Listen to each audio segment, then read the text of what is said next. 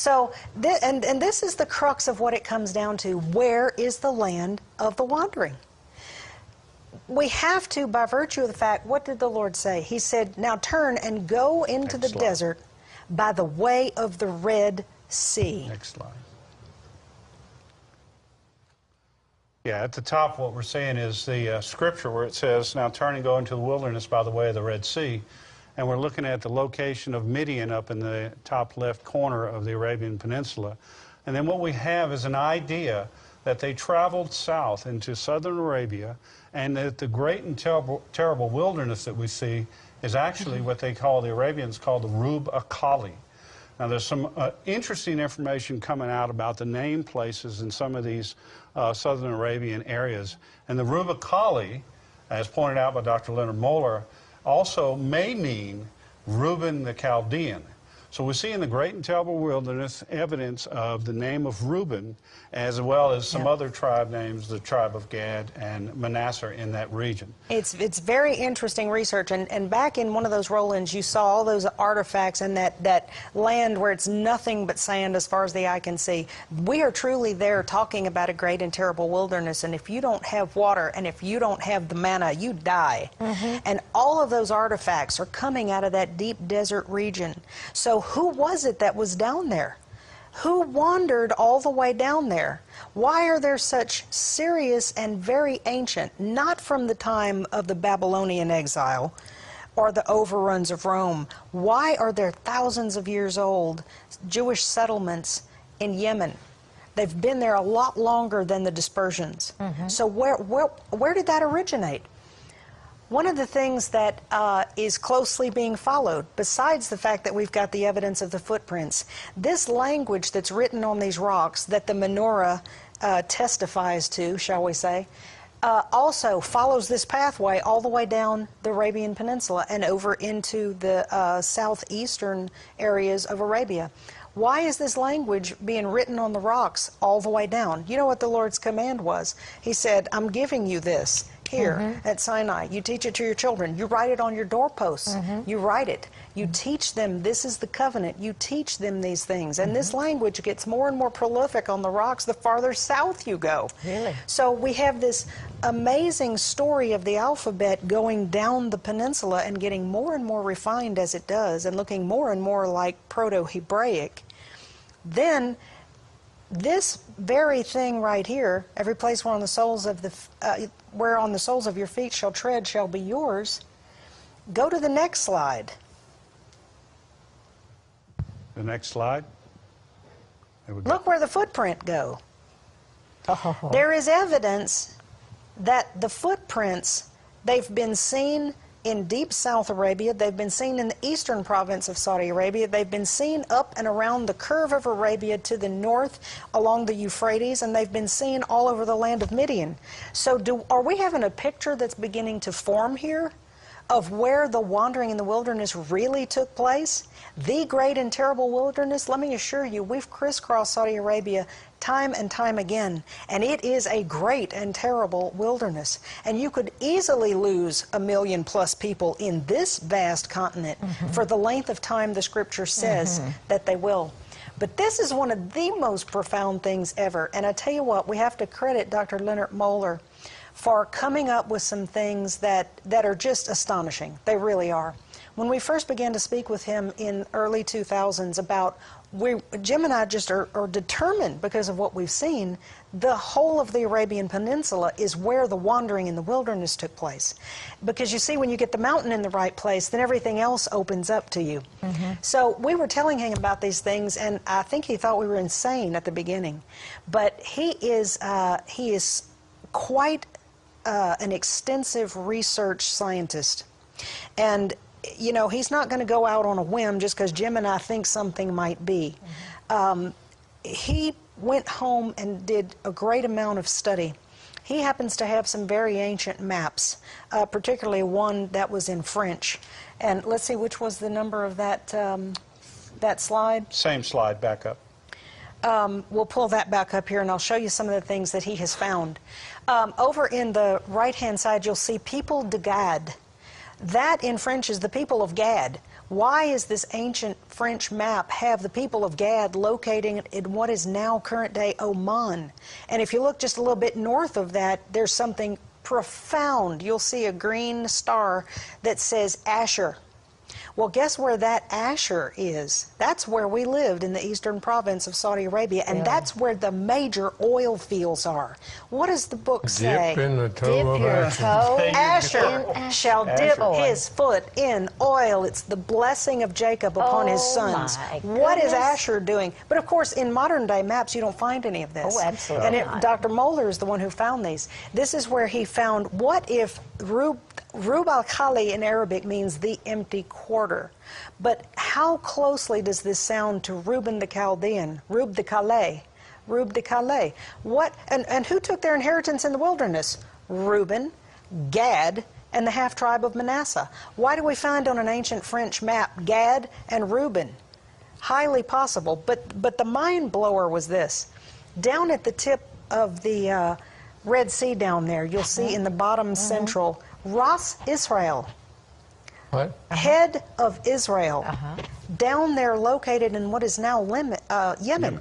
Why would, who in their right mind in current day would name something Ras Israel? Arabic Ras is the same as Hebrew Rosh, head of, beginning of. What is something called the beginning of Israel or the head of Israel doing all the way down in Yemen? And why don't you find it on any current maps? Something is going on here. History rewritten, huh? Something is going on here. Yeah, one of the other things about that map was that all of the red stars that you see, and there were many, are things that in our research we have collected together as possible matches to biblical sites. Other people have gone out and said, yes, Uber is in Arabia, Gerar, some of these other cities, they've identified them. The archaeologists have said they're possible sites. So all of those are marked on there as well. And you can bring that slide back up just one more time. But I wanted to point out that where the blue stars are, you see, are around the mountain. And back at when Emmanuel Anadi was put together his identikit, he said, this is what you should find. 28 of those stars are piled up on top of each other as things that we have seen about the mountain in character, artifacts, all the other information. 28 of those things piled up together as possible matches to the Bible. We believe very closely in that they are exact matches, but again, we have to leave it for interpretation. So that's an overview of what we think this moving Mount Sinai into the Arabian Peninsula, what this does and how it explodes this idea of wandering in the wilderness and a march straight north from Sinai, because they're not captured by the Gulf of Aqaba anymore, forced north. Now they're free to go in any direction, north, east, and south. And south is the direction we believe they went into. Where does the Rock of Mecca come into this? It has to play something in there. We do a presentation where we go from all of these things. There's so much information here. And when we get into this section, that comes up, but I would dare not give it away in this We have such a short space of time to get to it Because and one of really our Jewish develop that friends idea. really said something about that. But you see it, yes, and you see that is You do. where, we have a connection, And, a real close connection to a number of people. and our dear friend Avi Lipkin, who was That's here who told with us you. that. Yes. Avi was the one. This is why we had quite a night that night that we spent. Avi was staying at our home with us, and we kept explaining to him, Jim has some very strong evidence of just how and where that whole box, that Kaaba. whole building, the Kaaba, The origin of has the Kaaba. very, very close ties, we He do must have believe. been there this spring because he came here with this in his mind. He did. He was with Okay. us like in March or so, and it was shortly thereafter he was here on this program. Said we had re-energized his fervor Yeah. about this idea because he had this in seminary years ago Yeah. when he was studying, and he had a thought about it. But when we presented our material and I showed him some of the things that we believe, it just It really connected to fired him. him up. He believes very strongly, and I know he shared this with you, that the phylacteries, which are perfect little black boxes, they are a perfect copy of the covered building there, the Kaaba. So there is a very strong connection to the wandering in the wilderness and that very thing. Oh, but my we're going to have to leave that for another time. But Off air, we can have Yeah, a discussion about But it all comes down, it's all coming to a head. yes, it is. it is. This is being revealed in this day and age for just That's such a time exactly as right. this. And you know what? This opens up a mass amount of possibilities. And I'm just going to go ahead and throw out a couple of these. Because in our hearts and minds, we're sure of it. What happened to Paul on the road to Damascus? The Lord appeared to him. Blinding revelation. He had a blinding revelation. And it says shortly after there, a very amazing thing. After he received his sight, he didn't go up to Jerusalem or to them that were before, but the Spirit drove him where? Into Arabia. You want to guess where we think he went?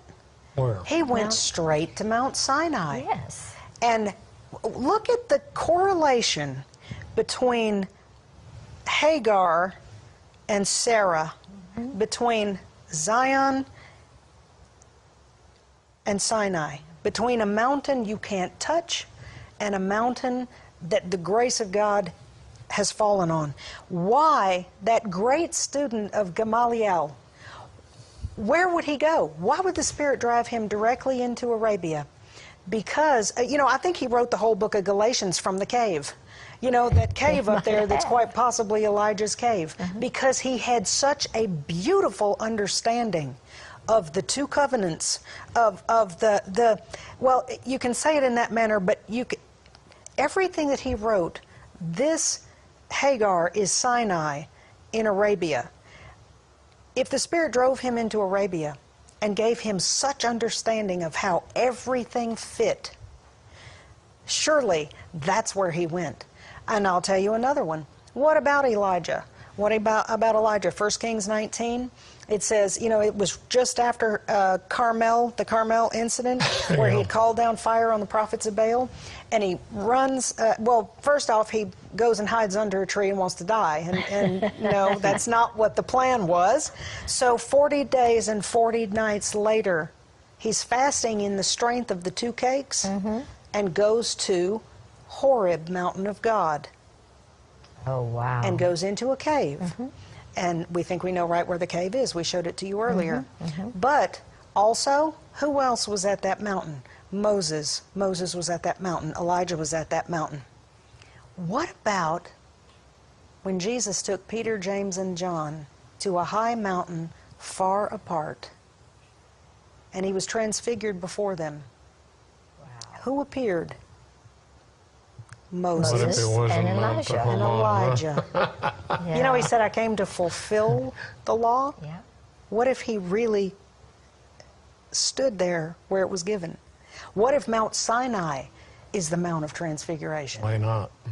Doesn't it make sense? It does. Yeah. It makes sense. And I'll tell you another one that's a mind-boggling thought. And all of this is open to complete interpretation and debate, and we could be completely wrong in all of this, but it's things that we do ponder. What about Jacob?